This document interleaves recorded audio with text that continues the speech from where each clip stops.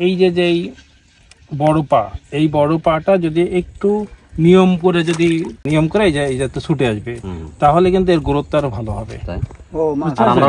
কষ্ট পাই।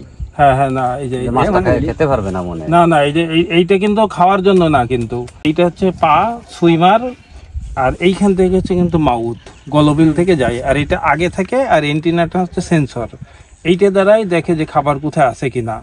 আর এইটা হচ্ছে কোনো শত্রুর আক্রমণ থেকে রক্ষা করার জন্য, কিন্তু আপনার এই পুকুরে তো শত্রু নেই, অনেক পোকামাকড় থাকে, অবাঞ্ছিত রাক্ষসী মাছ থেকে, ছেড়ে দিলাম, হ্যাঁ ছেড়ে দেন, অনেক থেকে বলে দিচ্ছি, সেগুলো রাক্ষসী মাছ থেকে, সেইগুলো কি হয়, ওইগুলোর জন্য কিন্তু এদের আক্রমণ থাকে, কিন্তু সব জোর করে ভাঙা যাবে না, কিন্তু ওই পা কিন্তু জোর করে ভাঙা যাবে না। হ্যাঁ, ওই যে ভাজে এরকম উল্টায় ধরতে হয়, ধরে ঝাঁকি দিলে ক্যাচ ছুটে যাবে, যেটা যাবে না সেটা আর ভাঙা যাবে না, কিন্তু ধরে উল্টায় দিতে হবে, দিয়ে এইভাবে ধরলে দেখবেন এর থেকে খুলে চলে আসতেছে। ওটা হচ্ছে মোল্ডিং করতে সুবিধা হয় মাছের।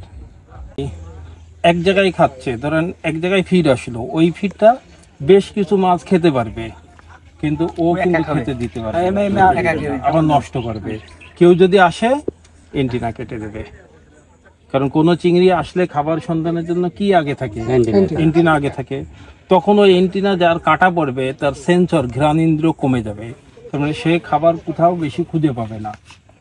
এই জন্য ওই বড় পাগুলা, ওইটা নিয়ম কিন্তু কালচারে প্রোডাক্টিভিটি বাড়ানোর জন্য ওইটাকে খুলে দেয়া, ভেঙে দেয়া, কিন্তু জোর করে না, এবং সবগুলো না, যেগুলো নীল বড় পা আছে, এটা অনেকে কষ্ট পাই যে এটা ভেঙে ফেলবে, মাছের পা গুলো বুলু যেটা বেশি হয়ে যায়, ওটা পানিতে কাবু হয়ে যায়। यस, এই আমরা জ্যাঠা বলি, হ্যাঁ হ্যাঁ, ওই বুলুগুলো ভেঙে দিতে হবে, কিন্তু বুলুগুলো ভেঙে দিলে ভালো হয়।